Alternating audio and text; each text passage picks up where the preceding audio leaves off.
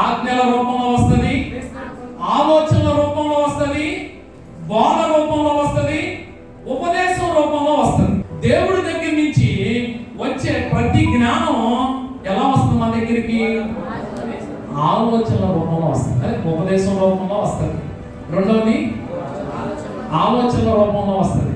కీర్తన గ్రంథం 119:24 నీ శాస్త్రములు నీ శాస్త్రం నాకు సంతోషకరములు, నాకు సంతోషకరం, నాకు ఆలోచనకరములైనవి, నాకు అవి ఆలోచన కర్తలై ఉన్నవి. ఇప్పుడు దేవుడి దగ్గర నుంచి వచ్చిన శాసనాలు నాకేమైంది? ఆలోచన అంటే ఏంటి? ఇప్పుడు ఆయన శాసనాలు ఆలోచన అందా? అయ్యా, ఇప్పుడు దేవుడి దగ్గర నుంచి జ్ఞానం ఏ రూపంలో మన దగ్గరికి వచ్చింది? ఆలోచన రూపంలో వచ్చింది. అందరూ అర్థం చేసుకోండి. ఏ రూపం? ఆలోచన రూపంలో వచ్చింది. ఇప్పుడు అక్కడ కొండ మీద ఏం చెప్పాడు ఆయన? ఎలా వచ్చింది అక్కడికి? ఆజ్ఞల రూపంలో వచ్చింది. నానా కోణాలుగా మన దగ్గరికి ఏమొస్తుంది? జ్ఞానం వస్తుంది. ఒకటేమో ఆజ్ఞల రూపంలో, 2 మాటల రూపంలో, 3 శాసనాల రూపంలో, అర్థం కదా, 4 ఉపదేశం రూపంలో. ఇన్ని రూపాలలో మన దగ్గరికి ఏమొస్తుంది? ఇప్పుడు చాలా అర్థం చేసుకోండి. దేవుణ్ణి అడగండి, మీకు ఇస్తాడు.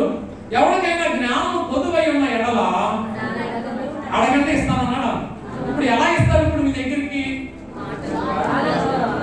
ఎలా ఇస్తాడు? ఇప్పుడు వాళ్ళ ద్వారా ఇస్తున్నాడు, ఉపదేశం ద్వారా ఇస్తున్నాడు. మీరేం చెప్తారో తెలుసా? అడుగుతారు కానీ చెప్పిన మాటలు మీరు. జ్ఞానం, దేవుని ఆలోచన నీ దగ్గరికి వస్తే నువ్వు రిసీవ్ చేసుకుని దాని ప్రకారం నువ్వు నడిస్తే ఏమవుతుంది? సామెతల గ్రంథం 19:20 నీవు ముందుకు జ్ఞానిగా ఉండవై ఆలోచనను విని ఉపదేశము అంగీకరించుము. ఇప్పుడు నేను జ్ఞానం అవ్వాలంటే ఏం చేయాలి? నేను చెప్పే మాటలు విని దానిని అంగీకరించాలి.